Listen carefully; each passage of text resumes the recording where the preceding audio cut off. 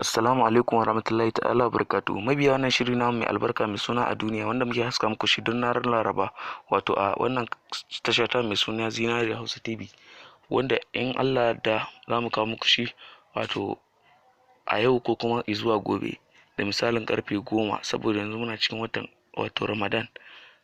Ma'ana ba za mu kawo muku wato shi wannan shirin a karfe 8 kamar yadda muka saba ba.